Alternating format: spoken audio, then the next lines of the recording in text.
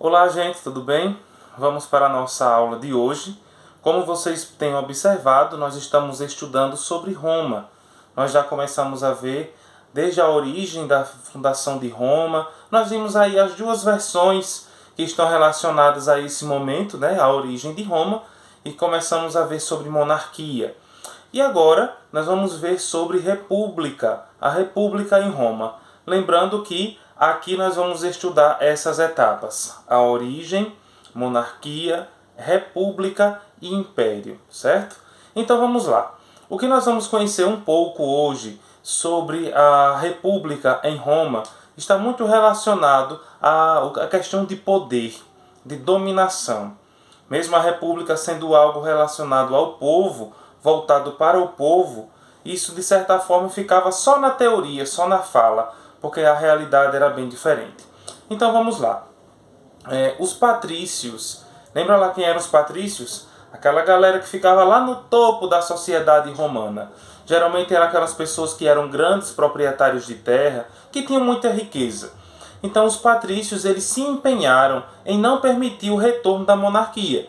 Eles não queriam que a monarquia voltasse.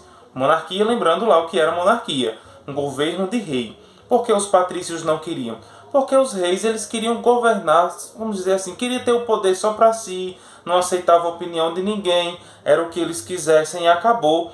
E os patrícios, como eles estavam lá no auge da sociedade, e de certa forma eles comandavam a economia, a política em Roma, eles queriam ter uma maior participação no governo dos reis. E os reis não permitiam. Então, devido a essas e tantas outras situações, os patrícios eles se empenharam em fazer com que a monarquia não retornasse, não voltasse. E nem que para isso, né, eles tivessem que muitas vezes ao longo da história, eles tiveram que matar alguns reis, mesmo que os reis assumissem, eles chegavam até a matar para que o rei não continuasse a governar, como foi o caso de Júlio César. Mas o que é república? A palavra república, na sua etimologia, o que é etimologia? No sentido, o significado da palavra, a formação da palavra, se divide em duas partes. Res, que significa coisa, e pública, que significa do povo. Então seria mais ou menos uma tradução coisa do povo, um governo do povo.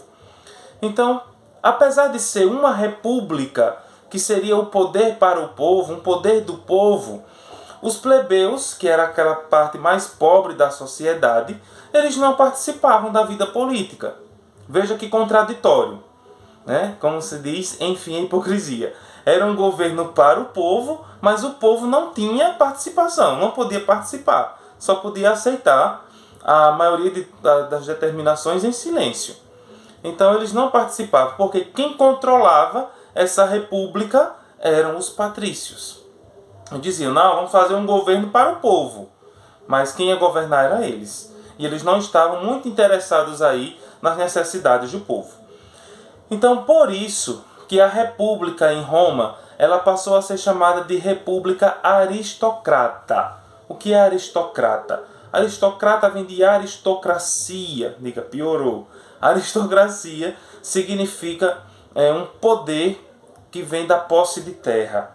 Então, quem era um aristocrata? Um aristocrata era uma pessoa muito poderosa, um grande proprietário de terras, que por ter terras, terra sinônimo de riqueza, por ter terras, então ele era considerado um poderoso e comandava ali.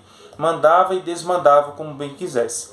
Então, por isso que a república em Roma foi chamada de república aristocrata. Por quê? Porque quem comandava, quem dava as ordens lá, eram aqueles grandes donos de terra, ou seja, os patrícios.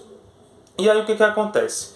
Diante de todas essas situações que aconteciam, foi instaurado aí, instalado um governo para o povo, mas o povo não tinha nenhuma participação nisso.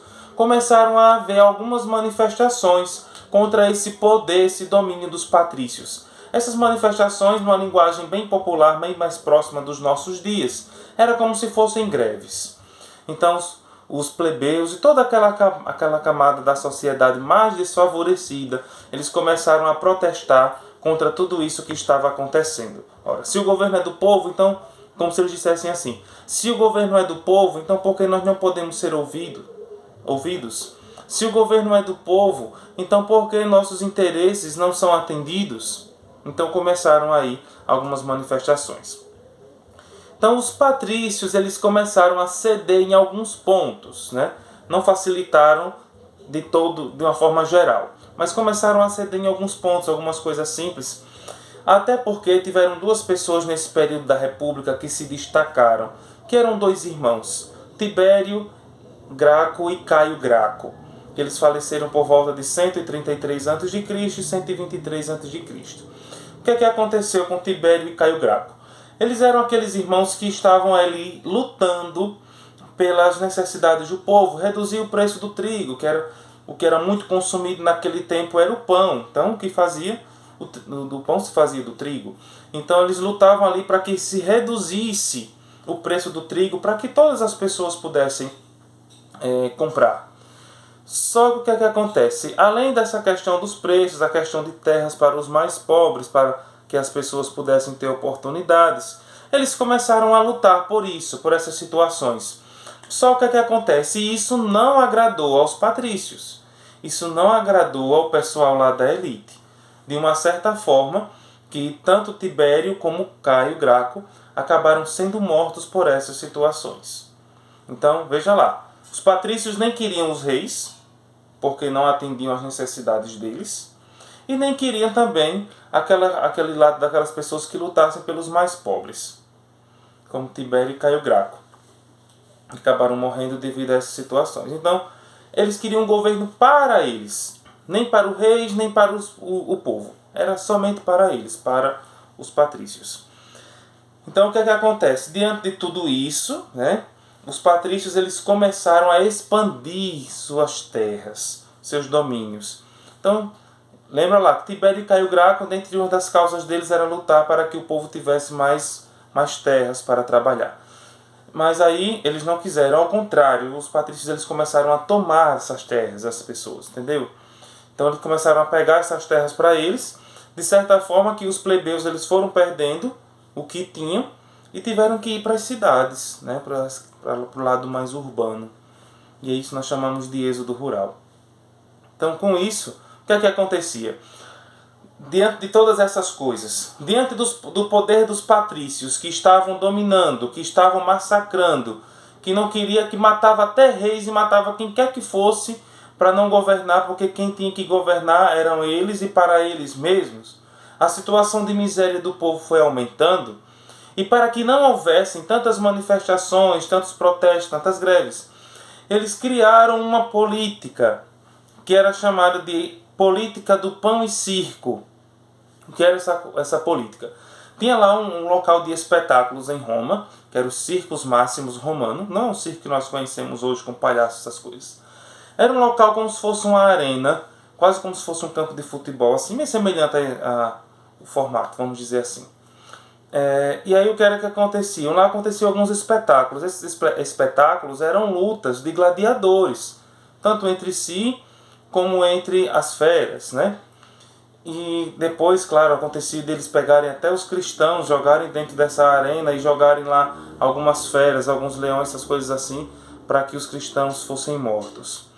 E aí o que acontece? Era diversão, entre aspas, que tinha. E o que era que acontecia? Nem todo mundo podia entrar ali para assistir, porque tinha que pagar algo. E os plebeus que mal tinham que comer não podiam também entrar ali. Então, diante daquela situação, para que o povo não se revoltasse, foi o que aconteceu, saiu lá uma determinação, que os plebeus, a camada pobre, podia entrar para assistir esses espetáculos. Então, eles entravam, assistiam o espetáculo e ganhavam pão. Qual era o objetivo? Por isso a política, pão e circo, entenderam? Então, qual era o objetivo? Enganar, né? Conter ali os ânimos, para que o povo não se revoltasse, dissesse assim, o nosso governo é bom, ele nos dá um pão e nos deixa assistir o espetáculo lá, né, que só os ricos podem assistir, então o nosso governo é bom, é ótimo. Enquanto isso a miséria aumentava, os impostos aumentavam, eles continuavam na pobreza, perdendo suas terras, ficando na miséria cada vez mais no fundo do poço, mas o governo era bom, porque dava um pão e deixava ver o povo se matar. Enfim, Aí se nós olharmos para a nossa realidade de hoje, né, que a história não fica no passado, não fica isolada, né? Nós podemos entender, é diferente da realidade de hoje? Não é. Porque o que é que acontece?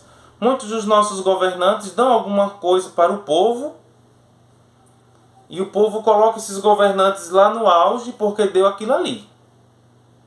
Em compensação, os preços das coisas disparam, né? Quem vive de salário mínimo vive cada vez mais apertado, porque é o aumento terrível de tudo que nós estamos vivenciando aqui no Brasil, principalmente. Mas as pessoas aclamam, colocam seus governantes, os seus representantes políticos, entre aspas, num pedestal, num pódio, num altar, né? Numa redoma de vidro. Nós estamos na miséria, nosso dinheiro não dá para nada, mas nossos governantes nos deram isso. Pronto. Aliviou a situação? Não. Porque o que é que deve ser feito? Não a política de pão e circo, a política do pão e circo nunca acabou, ela continua hoje, só que em formatos diferentes. Vamos dar mais oportunidades de emprego, vamos tentar reduzir os preços de algumas coisas para se tornarem acessíveis à maior parte da população. Vamos reduzir os gastos, porque tem gasto para tudo, tem dinheiro para comprar voto, tem dinheiro para corrupção, tem dinheiro para soltar um preso, tem dinheiro para tudo quanto é coisa, e por que não tem dinheiro para ajudar as necessidades do povo, dos mais pobres, já que estão lá e se dizem representantes do povo? Mas dá um pão ao povo. E eu não vou nem dizer o que significa esse pão. Vocês entendam aí, interpretem. Dá um pão ao povo e já se resolve o problema. Enfim, né? Porque nós estudamos história para pensarmos e analisarmos criticamente o que acontece na nossa sociedade. Então veja, né? Nós não precisamos de heróis, nós não precisamos de ídolos, nós precisamos de ter uma consciência e enxergar o que acontece na nossa sociedade, porque o governo é para o povo, mas infelizmente não é o que acontece. Bons estudos, até a nossa próxima aula.